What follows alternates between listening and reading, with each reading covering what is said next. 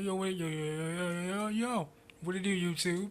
This is your boy Shaver Speaks once again, talking to you guys about some good shit today. And that good shit, what is that good shit you say? That good shit happens to be why Google wanted to buy Michael Jackson's stake, well, why they tried to buy Michael Jackson's stake in his $750 million of Sony ATV. Now, if we all remember, Michael Jackson is notoriously famous for buying the Beatles catalog back in I believe 1983 or 1984, and then also buying half of Sony's publishing. Yes, you heard it right here. Half of Sony's publishing back in 2000 and 2001, during the time in which Invincible, his last live album, I call it live album because that was the last album he did before he died. Um, Invincible, which I think is an incredible ass album. I'm a big fan of Michael Jackson. Rest in peace, big one. I feel like ever since he did those two things, they've had it out for him. And every time they took him to court, guess what? He's always won. Another example would be Prince. Prince, from the time he started when he was 17, he wanted everything. He wanted everything.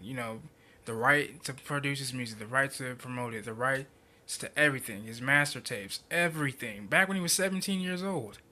17 years old, man. A lot of people cannot say that, man. A lot of people cannot say that. 17, get all your shit and get every single last penny of it? Nigga, that's wonderful. Anyway, with that being said, I feel like that's why both of them were killed. And for those who don't know as well, I am a big conspiracy theorist to an extent, and I feel like for those two things are the main reason why those two were killed. Because they did something that not many artists did. They went against the grain, purchased things outside their means, and took on the elite and won. Now, we all know who the elite is. I'm not going to sugarcoat it here. Listen, the secret societies, all those motherfuckers, those are the ones I'm talking about.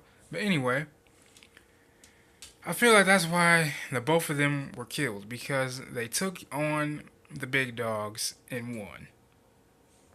Those big dogs ran behind with their tails tucked between their legs, and they just weren't happy with that. That was, in fact, I believe that's like the biggest L you can ever take in the music industry or whatever.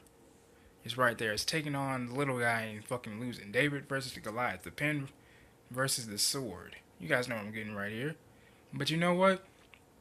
I think that was the reason why they were killed, and that's my whole take on it. I'm not gonna say any more. Now, in my next video, I want to talk about this new hologram that some company created, because as we all know, back in 2014 at the Billboard Awards, Michael Jackson made an appearance and performed one of his new tracks off of his album Escape, the track being "Slave to the Rhythm," which happens to be one of my big catchy tunes. But that's what I believe. I don't think they should do it because I think that's disgracing the man's legacy. Yes, I understand that we all miss Michael very much, and I believe he understands that. But I don't think you should posthumously give out music without his consent, or the people who are entitled to all his music rights and masters without their consent. I just don't think you're doing him justice by doing that. But we all know they're all snakes. We all know that they do shit on the low, pretty damn shady shit. And he knew that, and him and Prince knew that as well. And that's why they paid for it, man. I believe, and as Michael, I'm gonna quote Michael Jackson.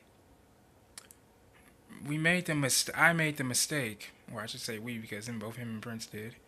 We made the mistake of thinking that we could outsmart them. We made the mistake of thinking that we were protected and that people were listening and everything amongst another. Prince made the mistake of living in Minnesota because he knew his neighbors.